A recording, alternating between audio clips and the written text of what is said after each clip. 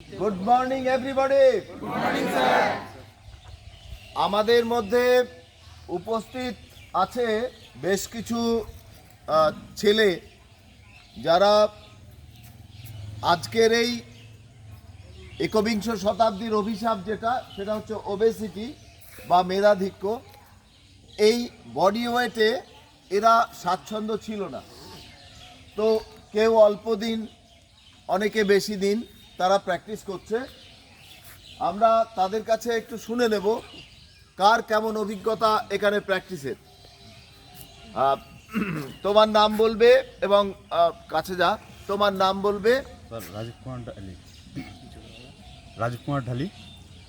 আগে ওয়েট ছিল 94 কেজি, এখন 86 কেজি আছে।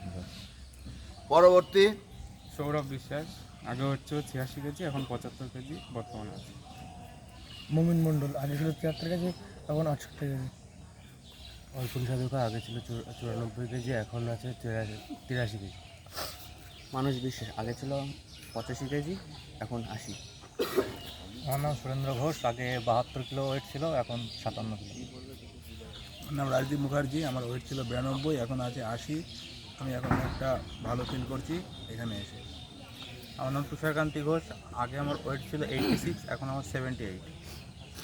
আমার নাম নীল প্রামাণিক, আগে আমার ওয়েট ছিল 81, এখন হচ্ছে 73। শুভজিৎ হালদার, যখন আমি প্র্যাকটিসে এসে আমার ওয়েট ছিল 85 কেজি, বর্তমানে 73। আমি উত্তম বালা, আমি যখন প্র্যাকটিসে আসি 2 বছর আগে, তখন আমার ওয়েট ছিল প্রায় 80 কেজি, এখন আমার ওয়েট 68 কেজির কাছাকাছি। আমি সৌরভ কর্মকার, আমি 1 মাস আগে যখন প্র্যাকটিস আসি তখন আমার ওয়েট ছিল 77 কেজি, এখন সেটা 72 কেজি হয়ে গেছে। আমি নয়ন রায়, আমি যখন প্র্যাকটিসে আসি তখন আমার ওয়েট ছিল 68 কিলো, এখন সেই ওয়েটটা হচ্ছে 64 কেজি। মোটামুটিভাবে আমরা দেখতে পাচ্ছি যে ওয়েটটা কমছে। এর একটা উপকারিতাও যেমন আছে, তেমনি সমস্যাও আছে। বডি যখন কন্ডিশনে আসে তখন 3 মাস পর্যন্ত বডি ওয়েট বাড়ায় না যদি প্র্যাকটিস বন্ধ থাকে।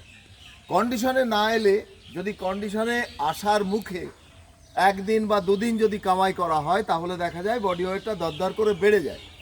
তো সে ব্যাপারটা সবাইকে জানিয়ে রাখলাম।